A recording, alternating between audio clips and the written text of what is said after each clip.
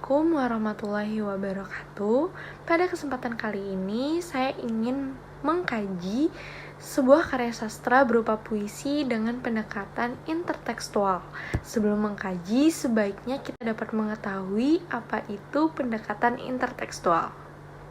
Kajian intertekstual adalah kajian terhadap sejumlah teks yang didugai mempunyai bentuk-bentuk hubungan tertentu.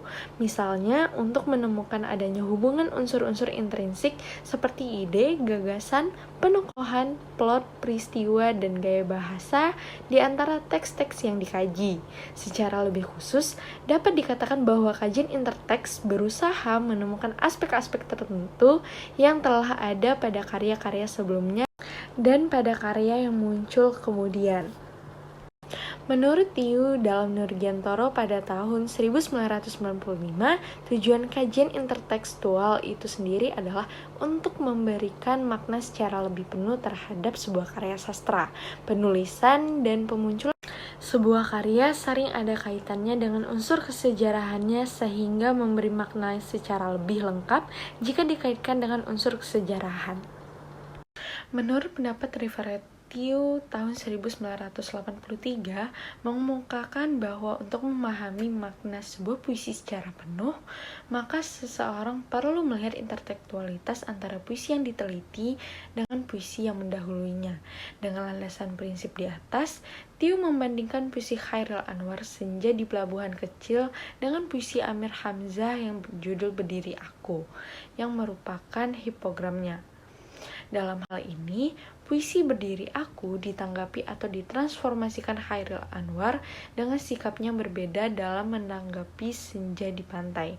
Amir Hamzah menggunakan pandangan yang romantis, berdiri terpesona menanggapi senja di pantai dengan pandangan yang realistis, dengan gambaran keadaan yang muram, penuh gelisah, dan tidak sempurna.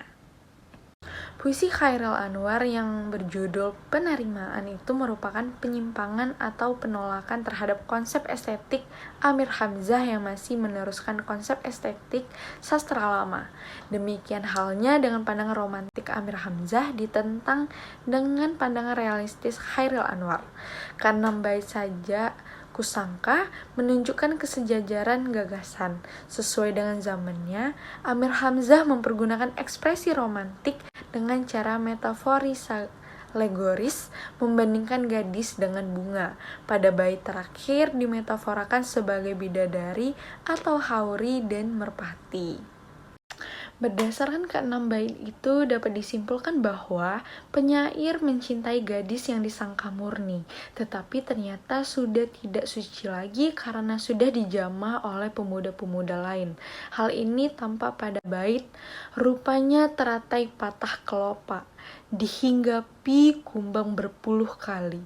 Kulihat kumbang berkeliling berlagu, kelopakmu terbuka menerima cembu.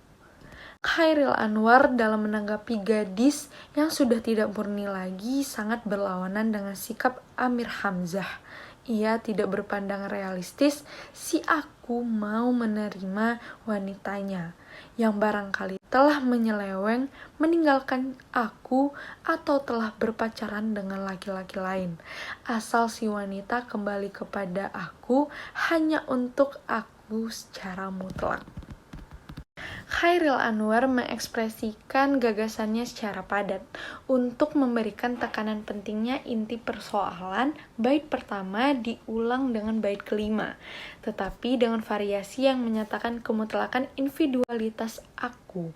Dengan cara seperti itu, secara keseluruhan ekspresi menjadi padat dan tidak berlebih-lebihan. Dalam penggunaan bahasa, Chairil Anwar juga masih sedikit romantik. Hal ini mengingatkan gaya sajak yang menjadi hipogramnya. Ia membandingkan wanita dengan bunga.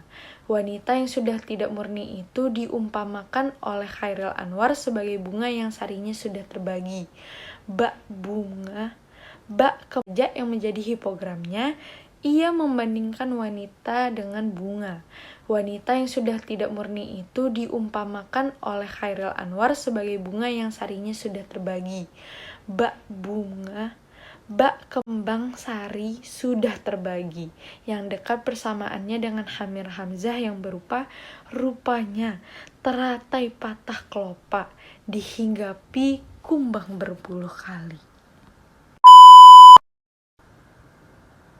Makasih yang udah nonton, jangan lupa like, comment, and subscribe.